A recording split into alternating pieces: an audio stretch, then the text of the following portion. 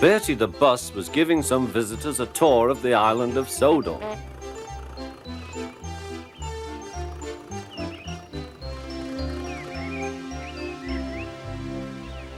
It was their last afternoon, and Edward was preparing to take them to meet Bill and Ben. He found it hard to start the heavy train. "Did you see him straining?" asked Henry. "Positively painful," remarked James. "Just pathetic," grunted Gordon. "He should give up and be preserved before it's too late." "Shut up," burst out Duck.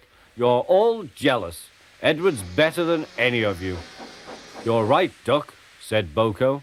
"Edward's old, but he'll surprise us all." "I've done it, we're off! I've done it, we're off!" said Edward as he finally puffed out of the station.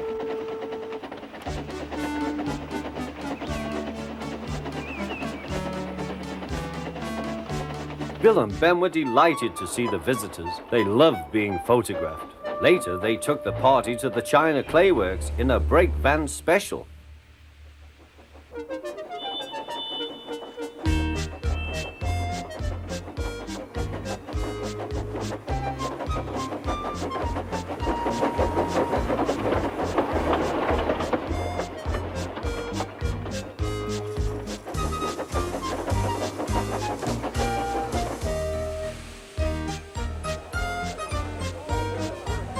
Everyone had a splendid time, and the visitors were most impressed.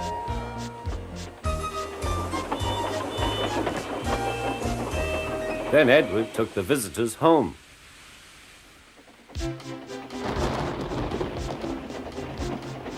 On the way, the weather changed. Wind and rain buffeted Edward. His sanding gear failed, and his fireman rode in front, dropping sand on the rails by hand. Suddenly, Edward's wheels slipped fiercely.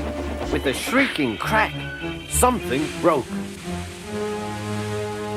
The crew inspected the damage. Repairs took some time. "One of your crank pins broke, Edward," said his driver. "We've taken your side rods off. Now you're like an old-fashioned engine. Can you get these people home? They must start back tonight." "I'll try, sir," promised Edward. Edward puffed and pulled his hardest, but his wheels kept slipping and he could not start the heavy train. The passengers were anxious. Driver, fireman, and guard went along the train, making adjustments between the coaches. "We've loosened the couplings, Edward. Now you can pick your coaches up one by one, just as you do with trucks." "That will be much easier," said Edward.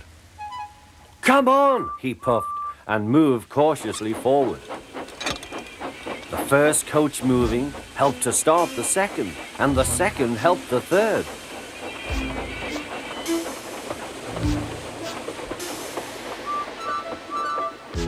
"I've done it! I've done it!" puffed Edward. "Steady, boy," warned his driver. "Well done, boy. You've got them! You've got them!" And he listened happily to Edward's steady beat as he forged slowly but surely ahead. At last, battered, weary, but unbeaten, Edward steamed in.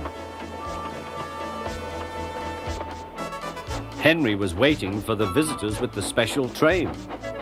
"Peep, peep!" The fat controller angrily pointed to the clock, but excited passengers cheered and thanked Edward, his driver and fireman. Duck and Boko saw to it that Edward was left in peace. Gordon and James remained respectfully silent.